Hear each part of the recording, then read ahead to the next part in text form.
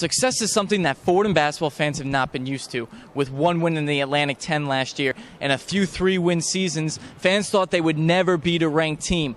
But tonight, Harvard Crimson came to the Rose Hill Gym and Fordham defeated them on their home court. And you could put that one in the history books.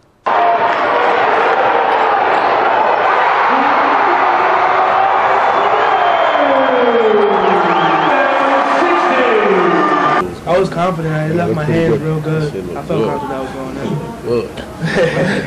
in. The win for Fordham was their first against a ranked opponent at the Rose Hill Gym in 34 years.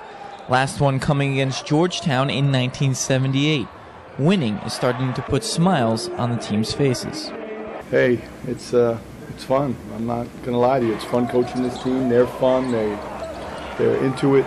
They're into some of the changes, the subtle changes we make in the course of what we do with the zones. And a lot of people whose opinion I respect grabbed me after the game and were like, man, your team, those kids really played hard.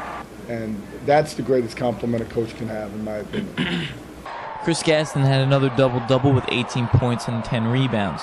He had a tough first half and made an interesting change at halftime. I changed my shoes. My feet, I'm serious. My feet were killing me in the first half. Like, I had problems with my right shoe. And then I changed my shoes in the second half, and I just felt more loose and I felt more capable to do things. And I can see the headline now.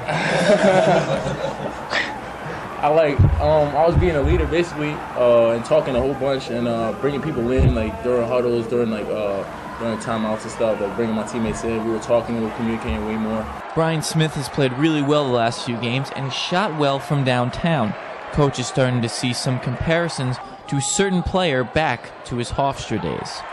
He's one of those guys, when he misses, it looks good. So you know he's a good shooter. It's always on the heel of the rim. You know, he's got great mechanics.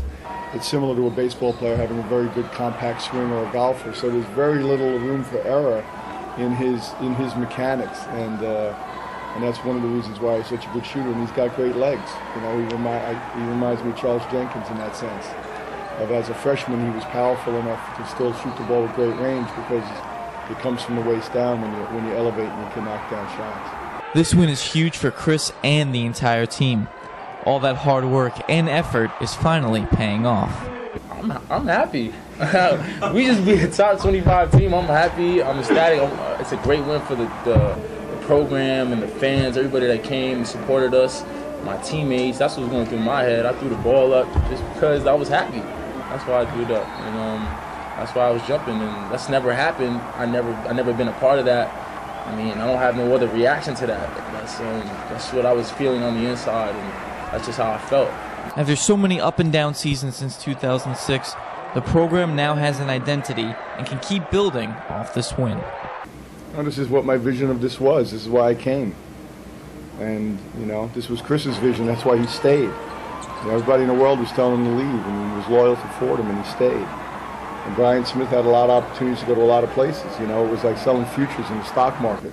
I was telling Bryan how good we're going to be, you know, and you're going to be part of it. After these past 2 wins against top teams at home, Coach looks back at the challenges coming to Fordham and thinks about them time and time again. I think about the fans and Chris and Alberto and Ryan Hage, who went through 2- and 3-win seasons, and the fans here who have struggled, and the alumni and the administration, and the people who I sat down with when I decided to make this move and come here. Part of it was because I didn't feel sorry for them, but I was like, maybe I did, I don't know. It was just like, this is a great challenge, and it was a good time for me to come here, and the only way you get it done is with players. There's no magic, there's nobody. You know, you can take the best coaches in the world and you give them a team that doesn't have good players, and they're not winning basketball games. So you got to have players. I'm smart enough to know that. And that's what I think of. I think about Father McShane. I think about all of the alumni that have been wonderful to me, the people that have been here, the people who helped build this room and build this lobby and our offices and allow us to take charter flights, and the people that are involved in this program, and they're all in. There's no hesitation. They're all in, and they want something special here, and tonight's part of it. It's not the end all. It's a long way from it, but we're moving in the right direction, I think. So confidence is sky rise here for the Fordham Rams as they enter Atlantic 10 play, as they enter an NBA-type schedule where they play UMass on Thursday and Xavier here at the Rose Hill Gym on Saturday. Reporting from the historic Rose Hill Gym, Donnie Dwyer, thesportscycle.com.